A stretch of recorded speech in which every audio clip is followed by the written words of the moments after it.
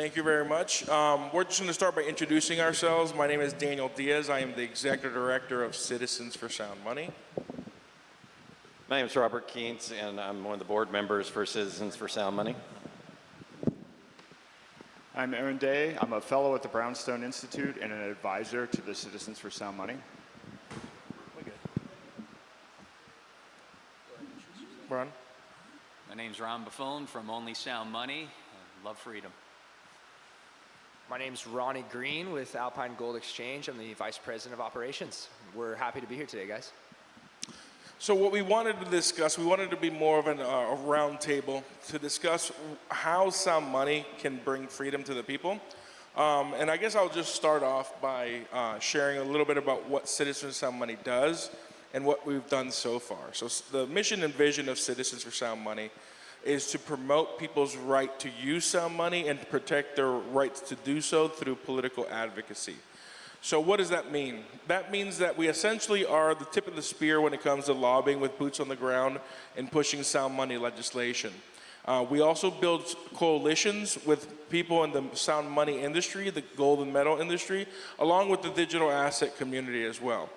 We've built some bridges with some Bitcoin companies, Bitcoin community, digital asset communities as well, especially those that want to turn real world assets like diamonds, gold, silver, real estate into digital tokens so that it can become a form of sound money because it's a real tangible asset that you can actually transact and barter and trade with a digital component.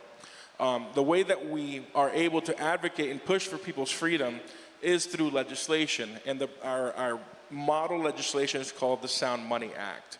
And the Sound Money Act does essentially three things. It makes gold and silver legal tender and gets rid of all tax liability for the purchase and sale of gold. The second thing it does, it creates a state depository so that the gold and silver is within the territorial borders in the state, and we don't care if the state builds their own depository like Texas did, or if they contract with third-party solutions like Brinks to hold their gold and silver. And within that second piece, we also ask that the states put a percentage of their general fund, a minimum of 1% up to a minimum of 10%, into gold and silver to preserve the state's purchasing power. And then the last part of the Sound Money Act is digitizing and making gold and silver functional and transactional, making gold and silver asset-backed digital currencies legal tender as well. So that's the primary push and the primary legislation that we work on. And this past year, with our coalition of organizations, Patrick Holland from the Missouri Freedom Initiative, wave Patrick, Sound Money Defense League with JP Cortez, and Economic War Room, Kevin Freeman and Mike Carter, and ourselves, our four organizations worked with at least 27 states that submitted and filed sound money legislation this past year. Unfortunately, or fortunately, depending on how you look at it, 8 states got something passed, and only one of them made it gold and silver legal tender, and that was the state of Louisiana. The others got rid of capital gains or sales tax, some other, or approved the depository for their state. So that's essentially overall view of the advocacy of Citizens for Sound Money, and that's why we're here. We're here to spread the word about what we're doing, because we at Citizens for Sound Money truly believe that sound money is a foundation of freedom. Agreed. So I guess we're talking a little bit about what we're going to talk about is how we kind of got here. So I was first introduced to sound money years and years and years ago when I studied, I lost my job and studied why the economy sucked back in 2008, 2009, came across Austrian economics and came across gold and silver. So I've been a gold and silver advocate for a long time, then kind of got involved in the crypto space, and my journey was basically just, why am I losing my job? Why can't I take care of my family? What's going on with the economy? And I think for a lot of my generation, the Gen X generation, we woke up during 2008, 2009, that kind of, either during the tech crisis or during 2008, 2009. And that's when we started getting involved in the sound money community, which I think is good, because I think it's brought about a revival in social media. It's brought about a revival at festivals and conferences like this. So I think it's an important topic that we're talking about now. I think what we're doing is so critical and important to freedom here in America. You need sound money to have freedom. And I think also we're leading the fight not only for New Hampshire or Texas or Florida or the United States. I think we're leading it for the rest of the world too. I still think we have a role in leading, and people still listen to us if we're talking about freedom. So I'm really encouraged by that.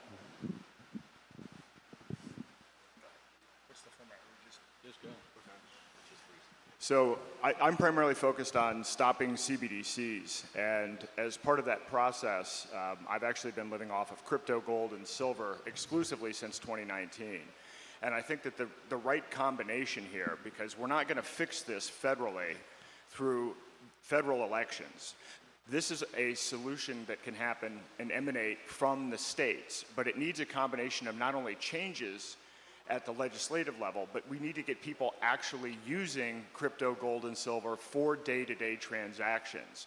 Because it doesn't matter if we pass legislation and then they rush CBDCs in an emergency, but no one has gold and silver and no one knows how to use it, then it's not going to be that helpful. So I'm going around the country doing workshops trying to explain the CBDC threat and actually introduce people to crypto, gold, and silver. I give every one of the attendees a gold back. I've been using gold backs myself. Everywhere I go, I tip with gold backs.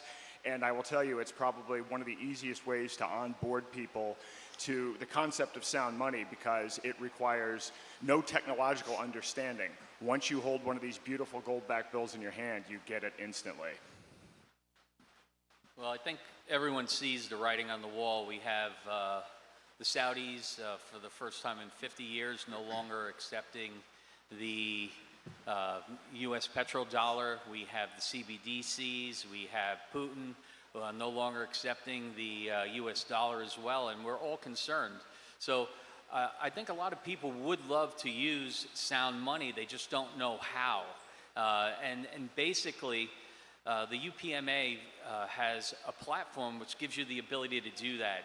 I'm a very big fan of it. So the UPMA gives you the ability to take your paper dollar, convert it to gold, gold-backed silver, and within the platform give you the ability to utilize it on a daily basis via a debit card, transfer member to member, person to member, and it's a broad platform that's ever expanding, but it's inside a private trust, and it's so you basically taking yourselves out of that one system and into another, and give you the financial freedom to utilize sound money on a daily basis. And not only that, you can take gold backs and lease them at different amounts, getting anywhere from 2% to 3.5% interest. So that's something that's very good. It's something that it really enticed me about the UPMA and the whole program, and it's something that I'm a big fan of, and I love preaching about it. And I think once you get people introduced to sound money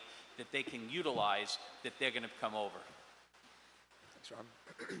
Yeah, with kind of to piggyback on what all these gentlemen have said, I want to first of all say thank you to everyone here, because I'm fortunate enough professionally in my business to stand on the shoulders of the work that you guys are doing and have done, and the work of a lot of people here have done, including Larry Hilton, who is one of the founders of Alpine Gold and the UPMA in the state of Utah. He actually drafted as well the original Legal Tender Act law in Utah, which back in 2011 was great, right? Texas had some great legislation, and Utah was another pioneer in that realm. And so we're grateful to be just geographically located in a place that already has friendly legislation. Excuse me, guys, haven't had my morning coffee yet, so forgive me. But yeah, it's every one of us goes to work every day in a myriad of different fields, doing different things, but we're sacrificing time for money, for value, to be able to live, right? It's a situation where we have to choose leaving our family, leaving our kids, leaving our pets at home, to then do something for our time, to then pay our rent and pay our bills and feed our kids.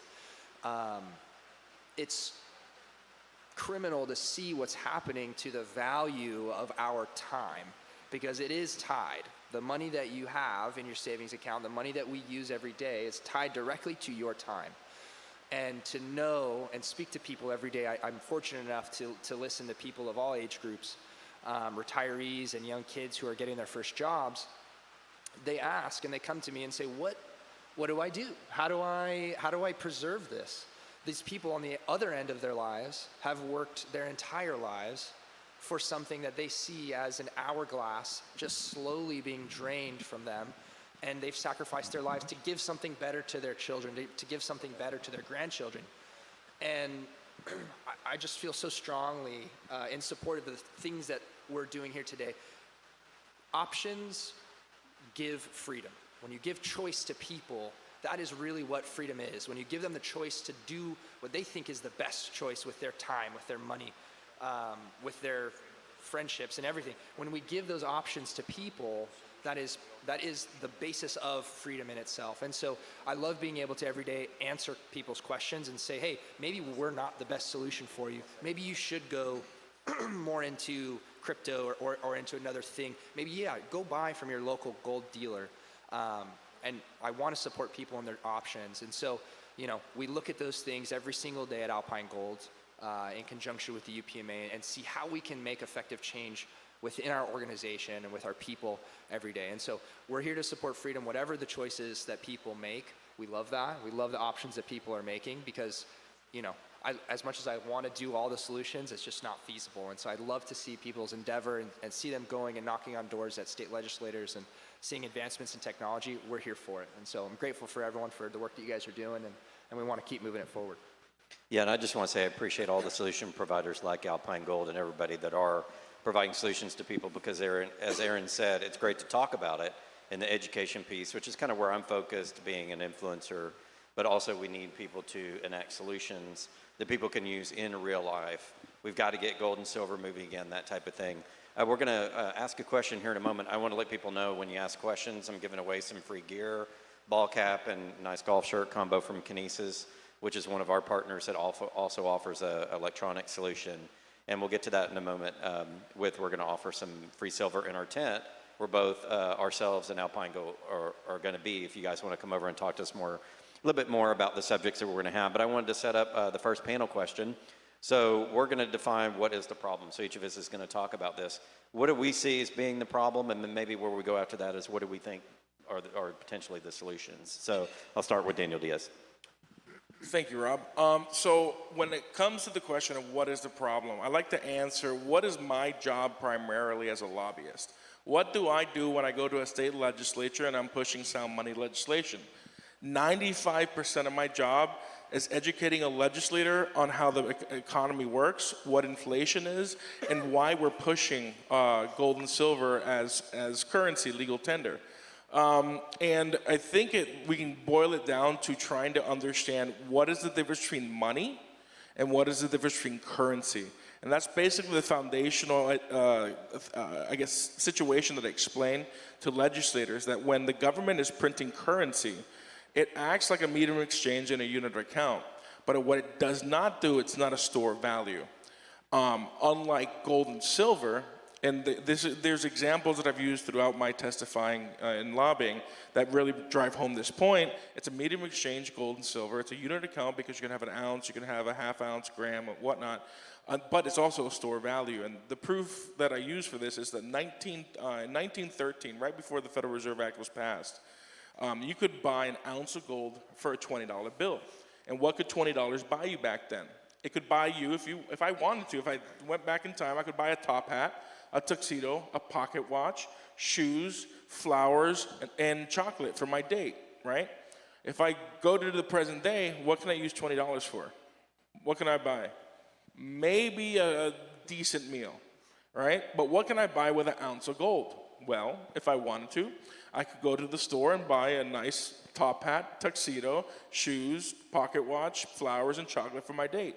Because gold and silver isn't just a medium of exchange in a unit account, it's also a store of value. And another more practical example that I use when I testify is that in 1978, 7 years after we got off the gold standard, the average home in America cost around $73,000 US. That was the equivalent of 265 ounces of gold. Today, the average home is around $513,000. Last time I checked, that's about 250 ounces of gold. Because, as I said, gold maintains its purchasing power. It's not that gold has gone up in value. It's that the dollar has lost value, and that is the problem.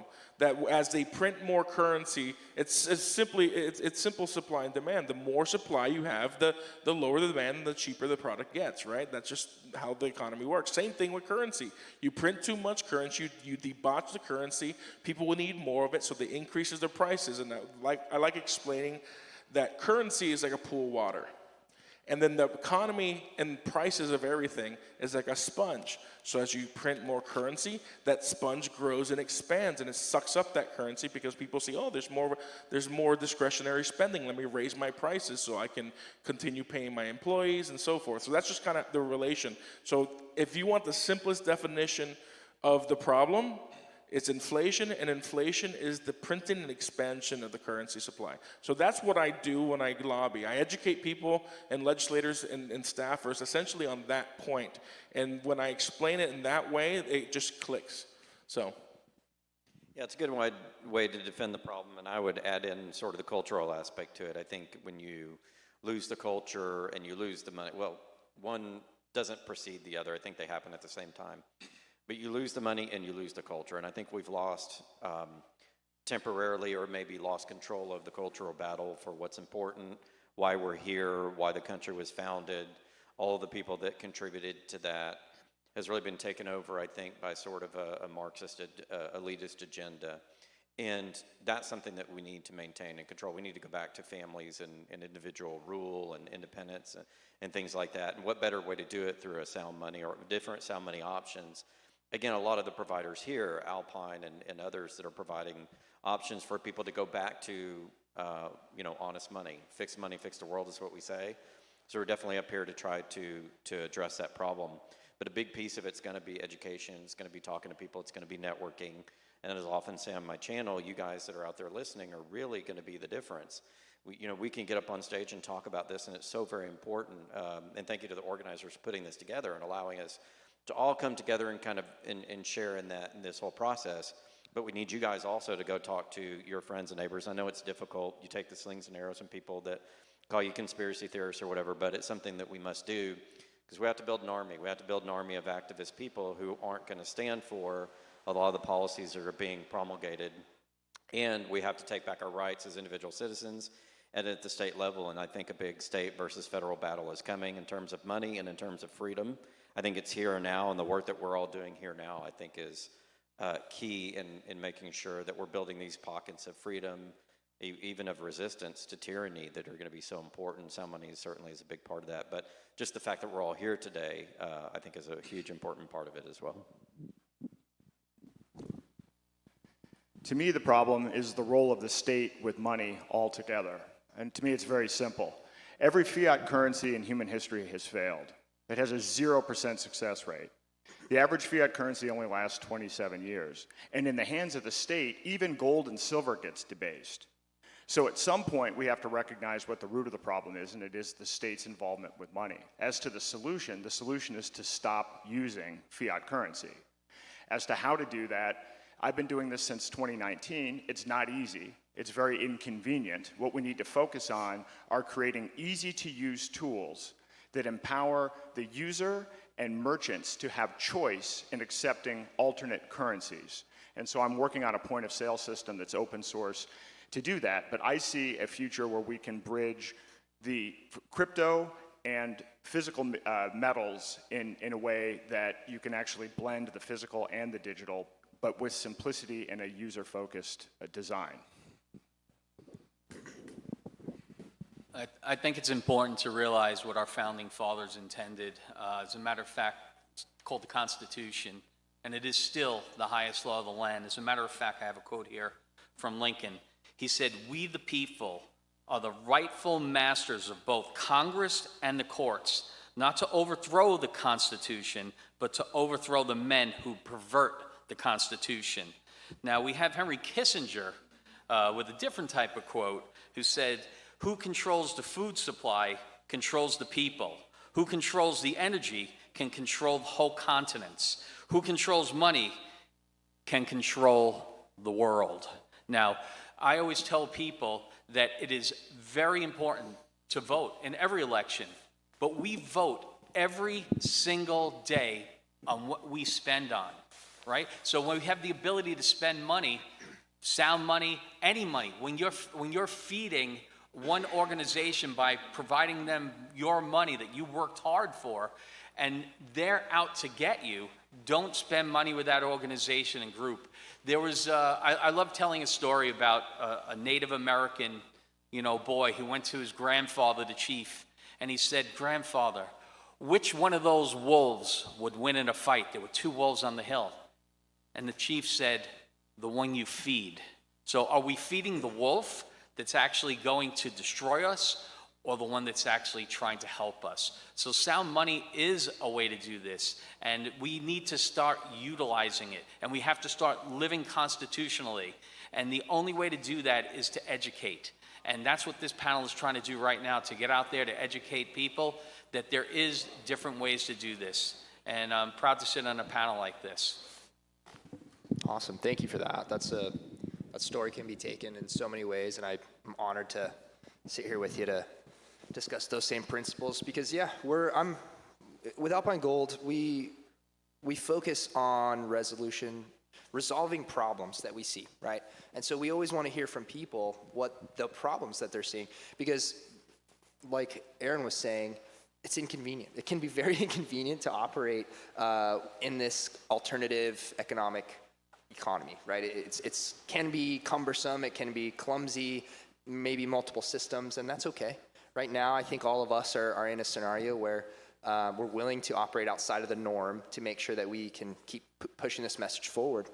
But I'll just take a second and talk about some of the things that we've been working on and launching with Alpine Gold through the UPMA. We just launched a new merchant network ability within the UPMA portal, where you can search for businesses in your area who are already accepting precious metals as money. So within your UPMA account, you log in and it's free to sign up. You can go and click on the shop button, and it'll show all the merchants in your area, all the merchants in the country. And in fact, we're onboarding merchants all across the world. So, Puerto Rico, we even have a few in Hong Kong, we have a few in Canada, and all over the place. People are signing on because sound money principles ring true, not just for us as Americans, but anywhere. Because money is money everywhere you go. You still need a currency and a means of exchange. And so we launched this merchant program, and I encourage everyone, if you do have a business, reach out to us. We'll happily put you guys on that shop page within the UPMA portal. We also have it on our front-end website. It's free advertising, really, and it does help because people want to support your business. They want to support you. They want to see like-minded people, because right now that's what we have. This platform is a circle of people who want to push this thing forward. And it's incredible to see the businesses that are on there. There's chiropractors, there's dentists, there's concrete people, there's all kinds of things. Every type of business you can imagine are on there already, and we want to help purvey that as far as we can. So go check that out.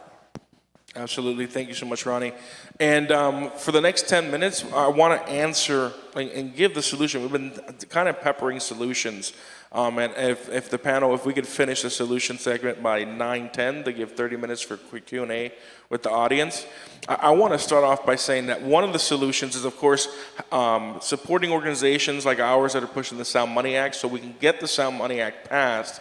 And I believe that if we can get 26 states to pass the Sound Money Act, that's a majority of the country, we can start really putting pressure on the Federal Reserve, because if we can get 26 states to run a parallel economy and they recognize each of the states that have made gold and silver legal tender as viable currencies within their own states, that will start really creating a buzz and creating a self-sustaining economy in gold and silver, and then showing people that we don't really need the Federal Reserve because we have real money that we're transacting with.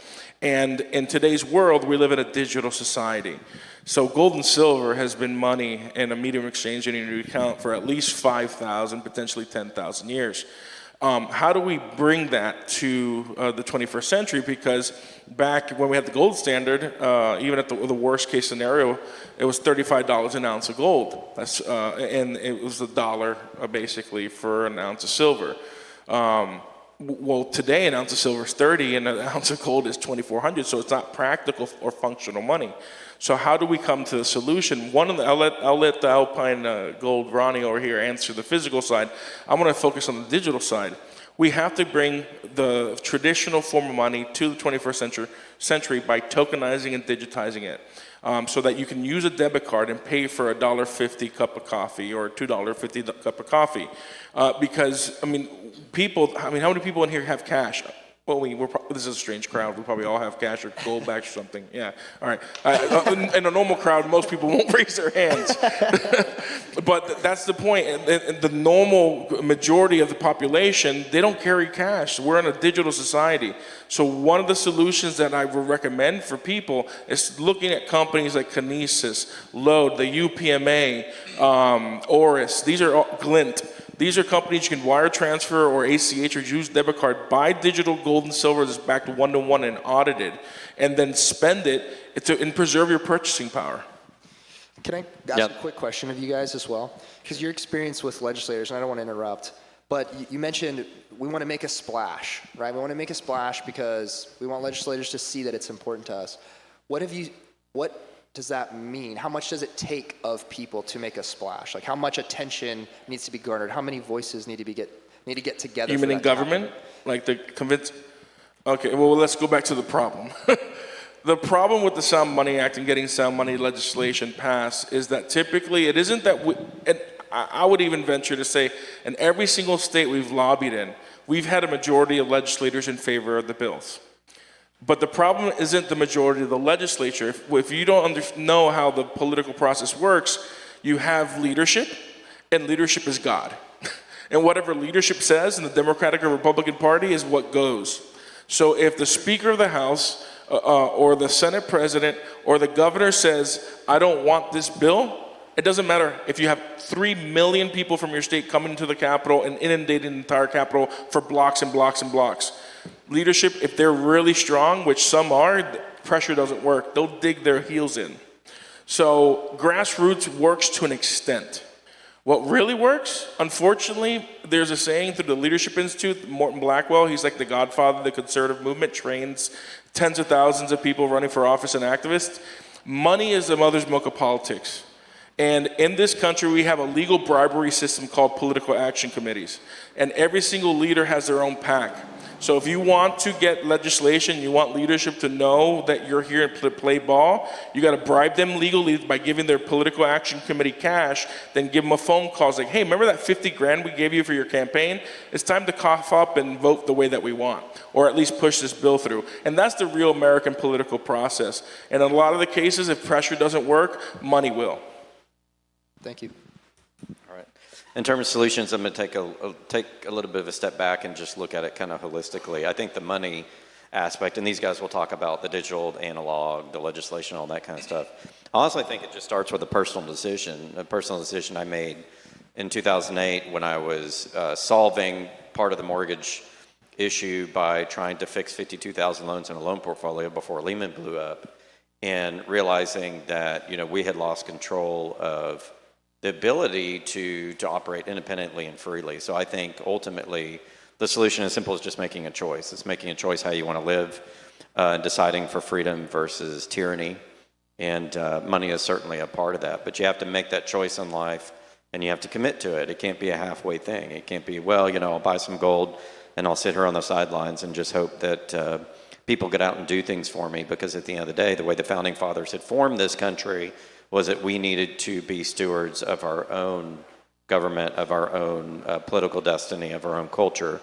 And so I always take it back to it's individual action, it's individual choice, and it's making a commitment to that and sticking with it. Certainly I know everybody here is definitely doing that just by being here, but we need more people to kind of make that choice. And I go back to education and events like this as a way to bring more people in. I can't tell you how many people have come to me in the last few years and they just suddenly woken up. They see something's wrong and they're woken up and they're looking for answers. And it's all of us that have the key to all of that. So you're going to start seeing in your own life, if you haven't already, people walking up to you going, hey, did you see what happened over there or over there? Something's wrong. The country's not, it's not the way it was when I grew up or whatever the case may be. And that's where we're there to kind of bridge them over to, hey, here's the problem. And by the way, here are some different solutions that we can enact. So I'm big on education and culture as well.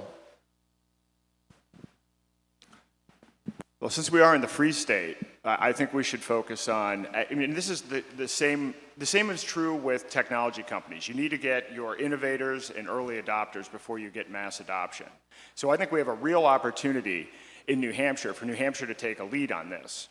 New Hampshire was already, the first per capita in terms of crypto adoption. We already have gold backs here. There are already 150 merchants taking it. So we need to pass sound money legislation, anti-CBDC legislation, and anti-great taking legislation, because what that will do is cement New Hampshire as the clear leader in this, and then we can actually continue to spread these alternative payments so that when we go to other legislatures, we're not selling them a theory, we're showing them an actual proof of concept, and that's something that I want to be spending some time on, and I'm, I guess, going to brush off my political activism a bit to get involved and help promote some of these ideas with the Citizens for Sound Money. That was excellent. Adding to that, there's probably people in this room as well as people online that, you ever hear the term, if you don't hold it, you don't own it? And I used to be one of those. And if you hold it, you're not using it. And if you're not using it, you're not effectuating that change that needs to be done. So just as everyone's talking about here on the panel, you have to start using it via the UPMA, via crypto, but you have to get out there using it. Holding it and hoarding it is not going to do any good. And I'll even add to that, theft in home invasions now with crime on the uptick. So where do you hide your gold? Do you hide it in the basement? Have people plastering walls around it? Yeah, that's great for preserving wealth in a doomsday scenario, but you don't want to get to that. You want to try to change that before you get to that doomsday scenario. So I think it's important for everyone to just as everyone's saying on this panel, to start utilizing only sound money, and that's the way the change is going to begin. Ronnie? Thank you. I have a question again for kind of all of us. I guess I'm acting as sort of an MC here, which I don't mind. But what are some effective ways, because all of you guys have done an incredible job of organizing people and informing people for your various different issues. What's an effective way that you think on an everyday guy scale? Like, what can every person do to help their own circles be educated about what we're talking about? Well, I think word of mouth marketing is the most powerful, right? So don't keep it to yourself. If you're using Kinesis, talk about Kinesis. If you're using UPMA, talk about the UPMA. If you have gold backs, start going to your vendors like, hey, would you take gold for payment? Talk to the business owners. Try to sign them up for being a merchant with Alpine Gold or the UPMA or Goldback. I forget which one runs the merchant part of things. But start spreading the word, right? Because it only takes 3% of the population to overthrow the most powerful empire the world has ever known back during the colonial times. It only took 3% of colonialists to overthrow the British Empire to free us from the monarchy. So if we had 3% of the population today stand up and start putting pressure on our form of monarchy, which is, let's say, the state legislature, imagine having hundreds of thousands of people calling or showing up to the state capitol. Do you think that's going to get their attention? Yeah, but unfortunately, I'd say less than 0.1% of the American population is actually active at their local level, actually talking to their legislators. How many of you actually, well, we're in New Hampshire, it might be different, but how many of you know your legislator? Raise your hand. More than half of this room. For those of you that did not raise your hand, the first thing you need to do is find out who your legislator is, give him a call and ask him, what do you think about money? What do you think about sound money? And start getting involved. So I want to add to that exactly. In Utah, I was speaking to our state representative, and great guy. He's a big supporter of everything we're doing. And he was telling me how he was meeting with the governor, and the governor was kind of complaining to him. And he was saying, my office has been inundated with emails from you guys. Like, what have you been working on? And the first question the representative asked was, well, how many emails? Yeah. 12 emails. 12 emails, and the governor of the state of Utah said he was inundated with emails. 12 emails. And because so few people are active. Now, there's a number associated with your activism. If you make a phone call, that phone call represents maybe 50 votes. right? If you send an email, might represent 150, 200. You write a letter, a handwritten letter, I can guarantee you every representative is going to read that letter because nobody writes a handwritten letter, and that represents almost 1,000 votes. If you show up to the Capitol by yourself, that represents 10,000 votes because there's so few people who are actually active in the political process trying to effectuate change.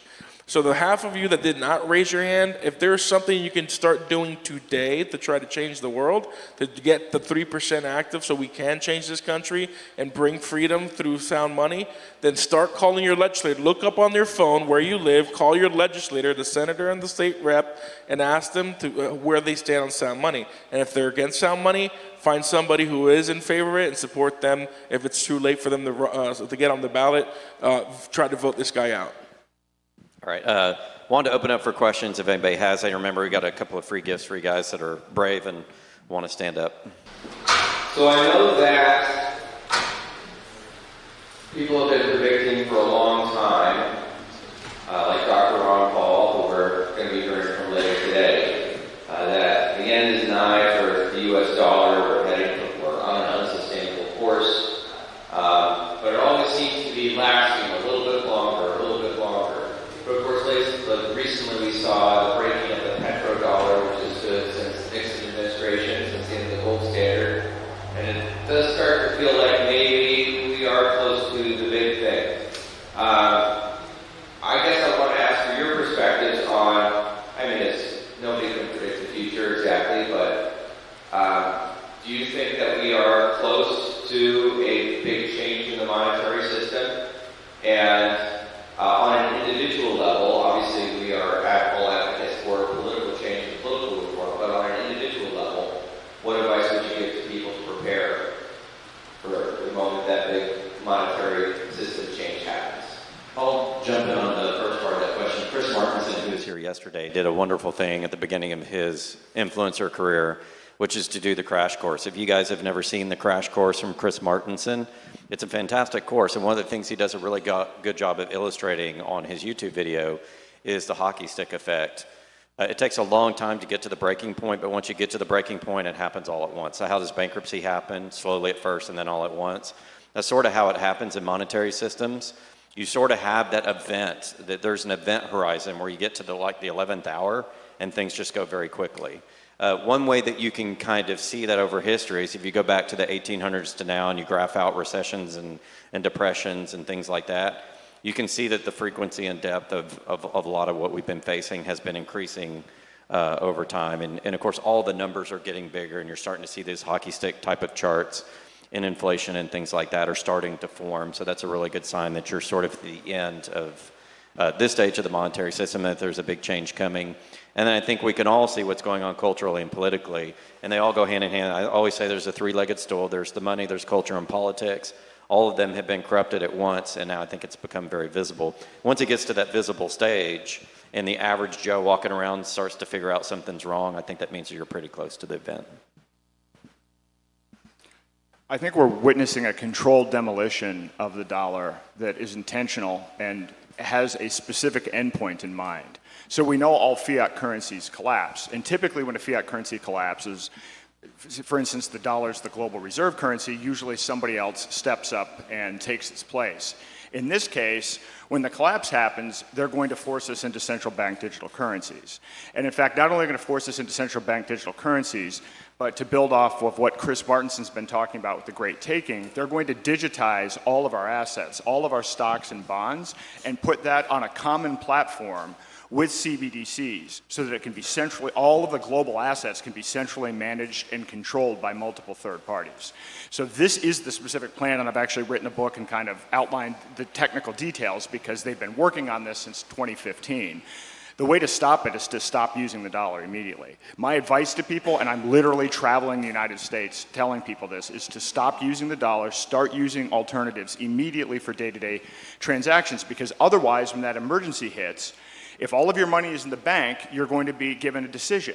You can either be forced converted into CBDCs or lose your money and lose your assets. There's a statement, paralysis by analysis. Sometimes you just got to get out of your own way and go and start somewhere. You can talk, if you're a member of your church, get people in your church to start taking and utilizing gold. If you're a member of another organization, talk to them. You got to get out there. You got to do it. That's just as simple as that. Sitting back and just saying, well, what should I do? What should I do? How do I do it? And this is everyone. This is, but start somewhere. Start with the UPMA. Start doing gold backs. Go to a restaurant, tip in a gold back. You ever see it? Give a kid a gold back. They're like, oh my God, this is amazing. So start somewhere. Start utilizing that. And if and when this happens, I don't want. Well, it's going to be when. When it happens, just understand that the chance favors the prepared. So you got to start now. You got to start doing something.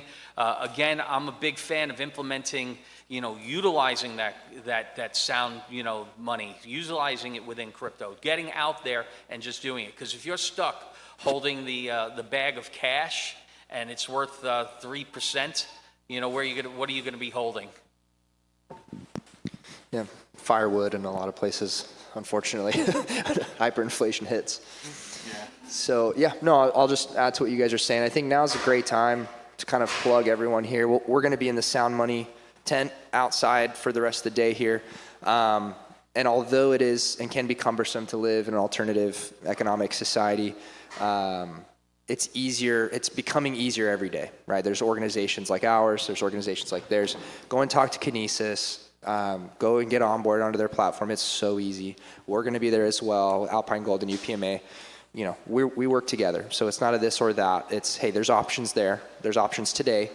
We're here to help you, and if none of us are your fit, that's okay. But come talk and see, and we want to hear from each other. So we'll be here.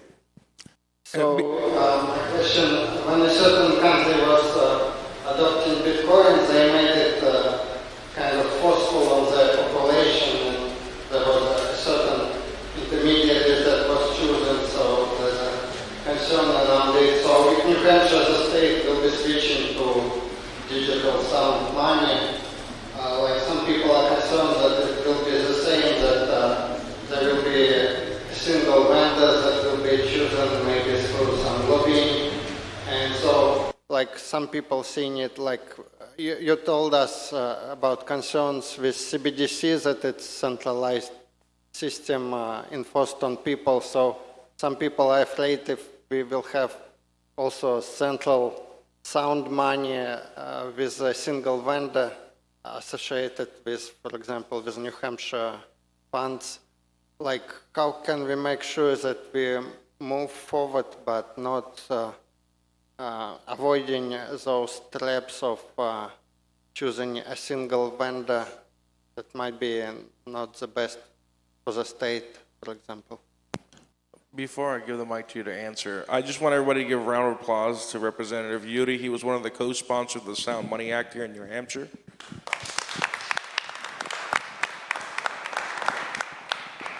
Actually, I want you to answer, but I'll take it if you want.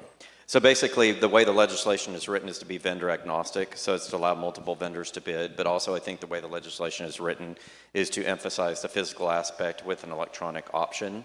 So certainly we want regular gold and silver, whether it be in the form of gold backs or specie, to be used so that people can use it in everyday transactions. And then if you want, there would be providers that have the storage and transmission electronically, because let's face it, we live in an economy in which if you want to buy from Amazon, you need an electronic option. So we can't just present physical by itself. It's not the way that the world really works. You have to have two options. Also, one of the things that we're wanting to do is use the electronic option to get past the banking system, the banking cartels' control of transmission of money, because that's where they make a lot of money, from ATMs, credit cards, things like that. So we have to loosen their grip on the electronic side. So I think we wanted to do multiple options for people to determine that. And I think what's also important is in the federalist system, each state can choose their own model, and we want that as well. What we don't want is carbon copy everybody to do exactly the same thing, because it could lead to what you're talking about, single vendor or single point of contact influence on the system, which would be a target politically and a target, money-wise. So, yeah, and then Daniel will answer that as well, as he's heavily involved in these kind of conversations with various state houses and legislatures, so he can give you some direct feedback what we've talked about. Yeah, and that topic has been an issue in the different states because they assume that the state's going to pick a winner. And that is not what we do when we lobby. We share with the Secretary of State, Treasurer's Office, whoever we're talking to, like, no, this bill is vendor agnostic. We want the state to make all digital gold and silver legal tender. We want either the legislature or the treasurer to expand the definition of specie legal tender to not just include U.S. minted coins, but to include anything that the state decides is specie legal tender, whether it's bars, whether it's rounds that are not minted by a sovereign state, and so forth. So every aspect of the bill is also, it's enabling. We're not forcing anybody except for the state to do anything, and the only thing we're forcing the state to do is to accept gold and silver for the payment of debts and taxes, because it's legal tender, right? It only makes sense that the state accepts what they call legal tender, and also forcing, if the state chooses, some representatives don't want to force the Treasury to do this, but forcing the state to put between 1 to 10% of its reserve funds into gold and silver, because it's the people's money, and we think the people's money should be protected from the theft of the federal government. Yeah, I believe in capitalism, and I think the more that we actually use sound money and alternative currencies, the better the solutions will become, right? That's kind of the point, right? We hope that is. And so to avoid having one single source, we still need people to go out and spend their goldbacks, to create their digital accounts, to transfer funds between friends, to buy different things in different currencies, to talk to your local vendors and say, hey, what currencies are you accepting? If we prove point of concept that this works, more and more people will take note, more and more people will innovate, and this program will grow and expand, so that way that's never an option on the table, this or that. It's, hey, the movement is happening. How can we help our citizenry? They're demanding this from us. Help us provide solutions. And so I think just using it, talking about it, will stimulate that capitalistic desire that most people have, and we hope to see innovation in the space. I'd like to add to that really briefly. A lot of times people, because of, afraid to do things because of fear. We live in cancel culture. Look what happened on January 6th. People just fearful to get out there and do things. But if you're not vocal and you're not taking a stand, then you're letting them roll over you. So I think it's important for everyone, again, to be active. Go out, spend money, contact your representatives. We don't want to be, for those that sit behind waiting for someone else to do it, no, do it. Go out there and do it. And don't do it, because you don't want anyone to judge you. Do it because you know it's right for you. You know it's right for the nation. Stand up for your rights, your constitutional rights, and just get out there. Yeah, no, I don't really have much to add, so we can get it. First, thank you all for coming up and speaking about this. It's better than looking online and reading just on a web page, so I appreciate that. This week was the first time I saw gold pressed into thin papers like dollars. I was excited to see that. I understand that there's danger buying it because there's the acid test, but otherwise you can only melt it down to really find out how pure it is. So I wanted to ask if you guys have a plan about reminting them. So like even pawn shops could remint. I want some kind of reliable way to turn it back into paper. Or would the state be taking care of that? That's a goldback question I could probably That is answer. a goldback question. Yeah, so there's a lot of security features in there to prevent counterfeiting and all those other fun things that eventually people might try to do. But before they ever get even finished, right, there's 2 layers of polymer. There is that, it's atomized gold, so it is kind of like a paper, but if you can think in your head there's like an explosion that happens within this chamber, and the gold is broken down and atomized, and it almost is like a spray can, right? It's not that, it's more of an explosion, but if you can just imagine gold atoms being sprayed very precisely onto this thin layer, that's how they get on there. So to melt it down, in fact, before they finish the manufacturing process, every single run of goldbacks is sent to 2 third-party assayers. So it's already tested, and I'd love to help you get the results to those third-party assayers. But in theory, yes, they could be melted down, and you could test the purity of those. You could melt down the plastic, but you have to have like a small crucible, right, or some process to melt that thing down to disintegrate the plastic contents. But yeah, there's tons of resources online where you can look on YouTube of other people that are not affiliated and not paid that are doing various tests where there are metalytics machines where you can test the gold content and a few different ways you can do it to help add confidence to that. So if New Hampshire passed that legislation this month, would they still rely on third-party people to do that out of state? Yeah.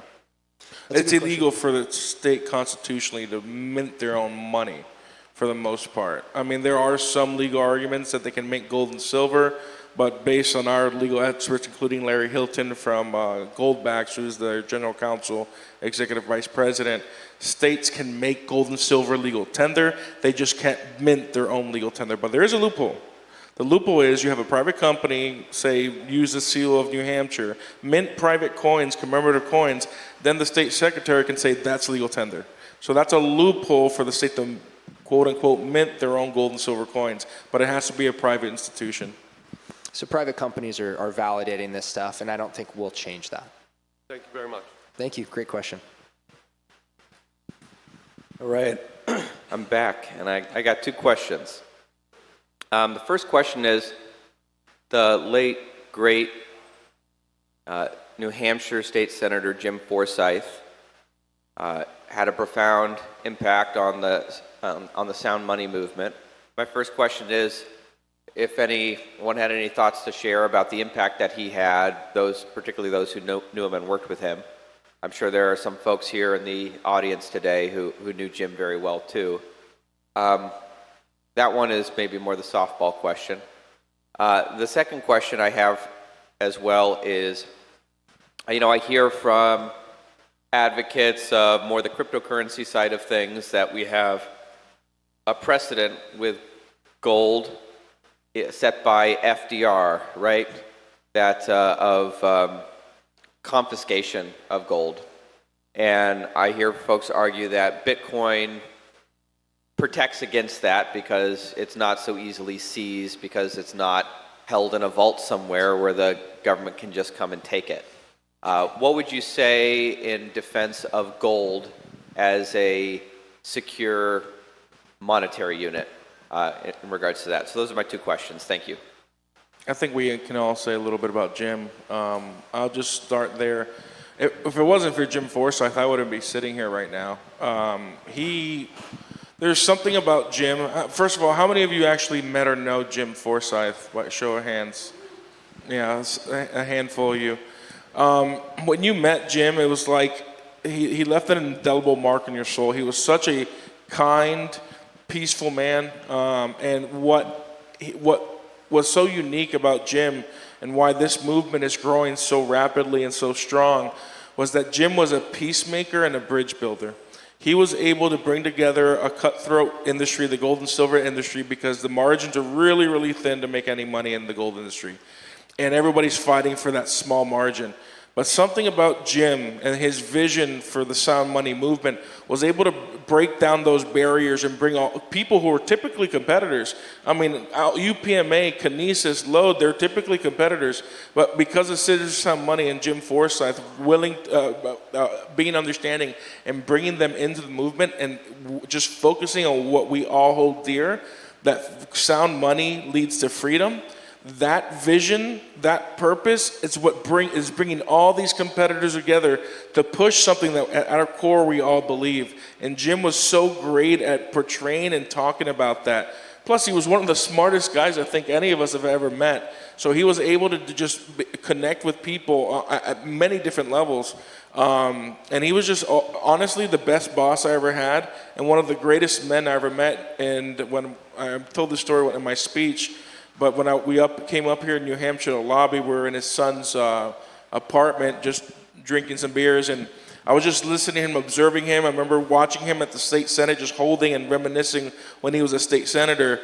And I told them, I'm like, in 4 to 5 years after we push the Sound Money Act and the C47 gets known and you get known, I'm going to run your campaign for Congress because you're the next Ron Paul. And he kind of laughed. He's like, no, I don't want to run. And he looked down, pushed up the glasses, and looked at me. He's like, well, yeah, I probably want to run.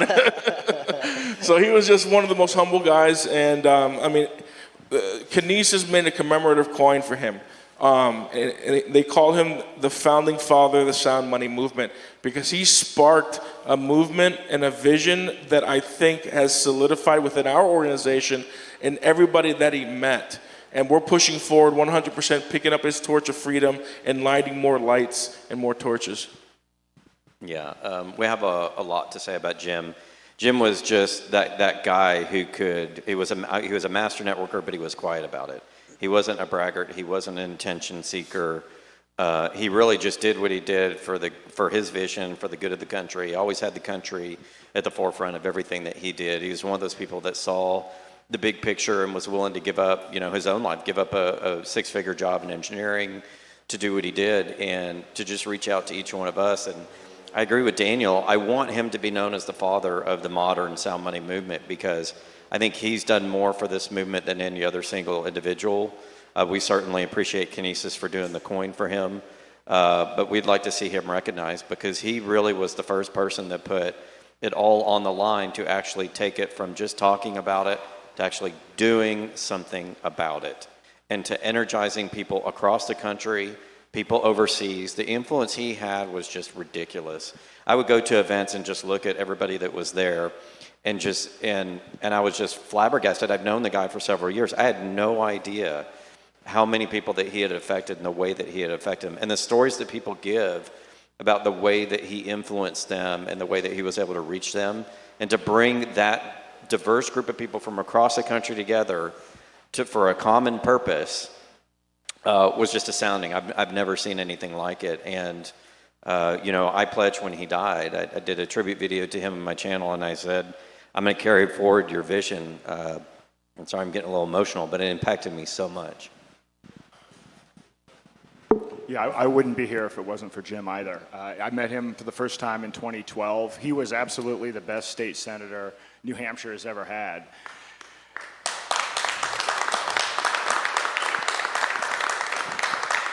And actually, when I got involved in running the Republican Liberty Caucus of New Hampshire, we were recruiting candidates for governor, and unfortunately, he'd moved to Maryland because he was hands down at the top of the list.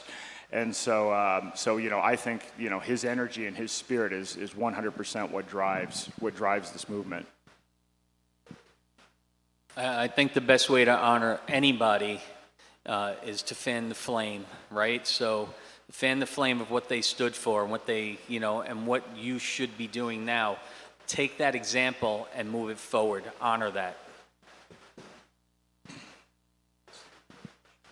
There, guys, I don't have a question, but I do have a comment. Because I'm one of those activists in the state of Missouri, and I've been pushing the Sound Money Act. We call it the Constitutional Money Act. And that is, for those who think the federal government is going to pull us out of this, they have a solution, and it's digital enslavement. And I know that that's offensive for me to say this. When I go to the Missouri legislature and say digital enslavement, they say that's offensive. And I said, good, I'm glad you're offended. Do something about it. The point is, the federal government has institutionalized homelessness in the United States. The only thing they're missing is their own magazine at this point. They have institutionalized illegal immigration in the United States. They entice them to come here with free money. They give them instruction on where to cross the border and what to say to claim asylum. And for us to think the federal government is going to pull us out of this and we're going to be okay is wrong. The deal is we cannot let this disease infect our states. It's up to us. The federal government is not going to do it, and our state governments generally, not in every single circumstance, but the state governments need a push, and that's going to have to come from us, the people. It's not going to come from the federal government saying, well, we ought to look into this gold and silver thing. How many times have we seen legislation go through the federal government saying, we're going to back the dollar? Every time it fails. It never goes anywhere, ever. But look at states. States are actually passing this legislation. They're doing it because they see the train coming down the track. So it's up to us, and that's my comment, is literally for everyone to get active in their own states. And what you guys said is true. For them to get 12 emails on a simple, one topic, for them it's like the bum's rush. oh my God, I better do something. You know, my constituents are getting angry. They're getting upset. Seeing them, visiting them at the state capitol and talking to them face to face is by far the most powerful thing you can do. We do this in Missouri. We call it knock and shock. I'll get a group of 30 people, cram them into a representative's office and talk to them face to face, look at them straight in the eye, and they can't get out of their office when we're in there. It's too crammed. They can't get out. They're a captive audience. They're going to hear what we say about sound money. I encourage every state to do the same thing. Thank you, gentlemen, for your talk today. Thank you. Thank you. Did you want to say something? We're going to actually answer your second part. Aaron's going to take point on that. Yeah, I want to answer, Eric's second point to the question. So as to confiscation, first of all, one of the things that I promote is self-custody of all assets, whether it's gold, crypto, or silver. When FDR confiscated gold, he confiscated gold. If it was in a third-party vault or a safety deposit box, that was just wiped out. Individuals who retained their self-custody, while they were supposed to comply with the law, many didn't, and at least 25% of the gold remained in individuals' hands. Bitcoin is not as safe and secure as people might think. I mean, we can ask Ian Freeman, who's in federal prison, who had the FBI break down his doors and seize his hardware wallets. The United States government is one of the largest holders of Bitcoin, not because they bought it on the open market, but because they seized it. And at this point in time, now that people are buying through ETFs like BlackRock, these are models where the consumer is 2 levels removed from the Bitcoin itself. And as a risk factor in the ETFs, it even says that the Bitcoin may be subject to confiscation. So as more and more people are coming on board, most of the new people coming on board to Bitcoin are buying Bitcoin that can be easily confiscated. Yeah, I want to add to that as well. Self-custody is huge. Being responsible with your security, honestly, like 2-factor authentication and other things. It sounds really silly, but do it, right? Like there's hackers and there's all kinds of digital things that can happen, and you just don't want to give out. And that's just computer-based for fiat as well. Like if people can get into your computer and they can watch you type in your bank password and it's curtains, they can take everything. So be careful online. Be careful what you're doing with your personal security. Get informed about how to be responsible with it. But I wanted to kind of close that loop as well. What he was saying about letting your legislators know, using the stuff. The bigger it spreads, the more people that are informed, the more people that are involved in spending sound money in their communities, the harder it's going to be for anything to happen. Anything like that means direct confrontation, hot confrontation between the federal government and your state and trust law, and at the very end of that staircase is every single American who's actively supporting it. Nobody wants that to happen, but let's be prepared. Real quick before we go, quick announcement. First of all, thanks for everybody that stood up and asked questions and participated with us. This is really the sort of mother's milk of freedom, and we appreciate this experience. We're going to head back over to our tent, our Sell Citizens for Sound Money and Alpine Gold. I encourage everybody, we're going to continue to sell breakfast burritos over there.